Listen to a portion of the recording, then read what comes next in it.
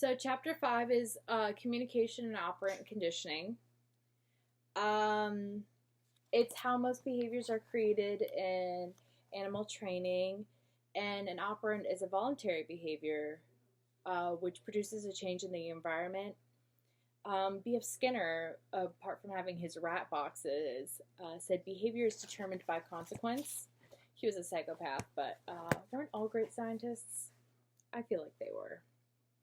Um, so there's the types of operant conditioning techniques: scan and capture, imitation or mimicry, negative reinforcement, manipulation and sculpting, baiting and luring, target training. And then she talks about language, which isn't really used as much, but nevertheless should be included.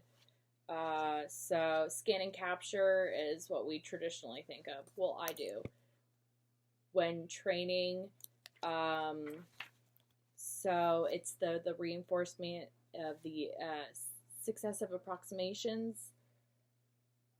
So like with ping, if I want him to station, as he does,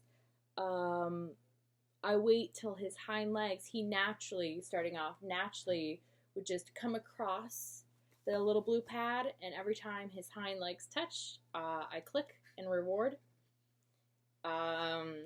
Obviously alternating the rewards for how many Cheerios he gets, and practicing that. But then this chapter also discusses negative reinforcement, which is, we talked about the electric fence for that. Manipulation, sculpting. To me, that reminds me of when you teach the dog to sit. You hold the treat and you put it over and they follow and they sit down. Target training.